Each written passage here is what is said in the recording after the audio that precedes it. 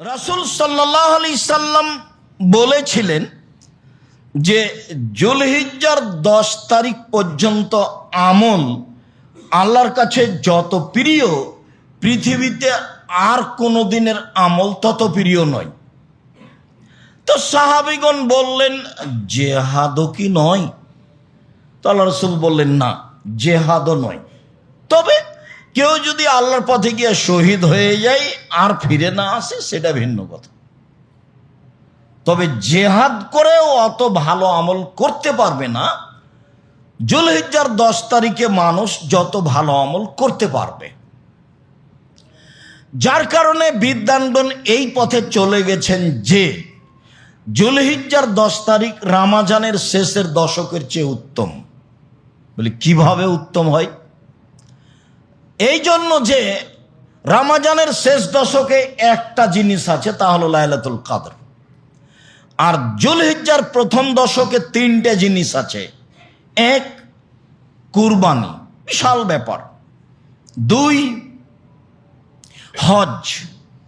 3, আরাফা। যুলহিজ্জার 10 তারিখে 3টে কাজ বড় বড় আছে, যেটা ভিন্ন ভিন্ন জান্নাতের বড় বড় মাধ্যম। যার কারণে এই 10 দিন উত্তম বেশি। তো এই 10 দিনের ইবাদত আল্লাহর কাছে সবচেয়ে বেশি উত্তম অন্য যে কোনো দিনের চেয়ে।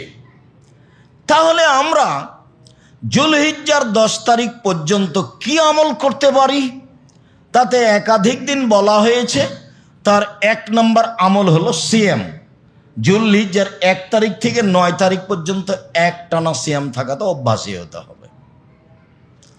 যুলহিজ্জার 2 নম্বর উত্তম আমল হিসেবে বলা হয়েছে দান, সাদাকা, দান, যেটা একাধিক দিন বলেছি, আজকের জন্য নতুনভাবে বলার প্রয়োজন করে না।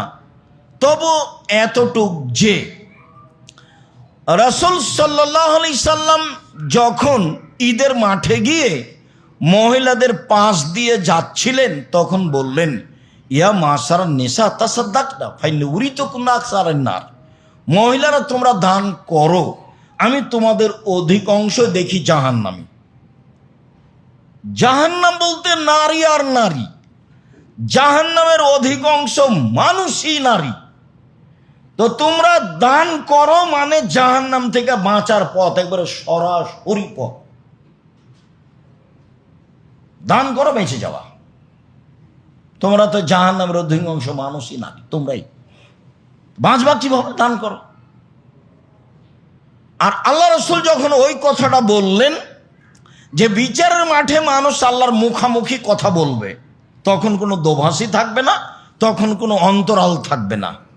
ডান দিকে দেখবে, সব কর্ম দেখবে, বাম দিকে দেখবে, সব কর্ম দেখবে, সামনের দিকে দেখবে, জাহান্নাম দেখবে।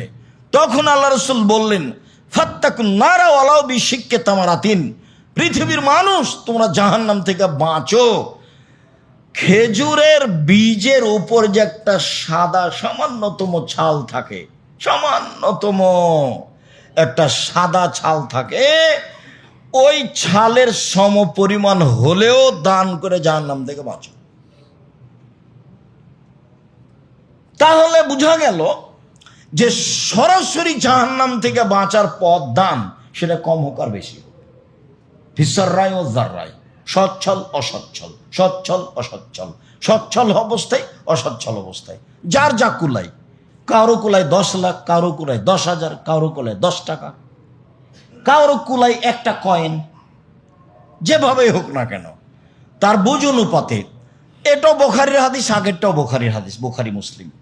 মানে বাঁচো জাহান্নাম থেকে এইভাবে। তো যুলহিজ্জার 1 থেকে 10 পর্যন্ত, 13 পর্যন্ত 2 নম্বর কাজ হলো দান। যুলহিজ্জার 1 থেকে নিয়ে 10 পর্যন্ত 3 নম্বর কাজ হলো জিকির, যেটা এই আল্লাহু আকবার, সুবহানাল্লাহ, আলহামদুলিল্লাহ। যুলহিজ্জার 1 থেকে নিয়ে 10 পর্যন্ত, 13 পর্যন্ত 5 নম্বর কাজ হলো ইস্তেগফার। এই কয়েকটার সমন্বয়ে আল্লাহকে ডাকা হবে যুলহিজ্জার 1 থেকে নিয়ে 13 পর্যন্ত।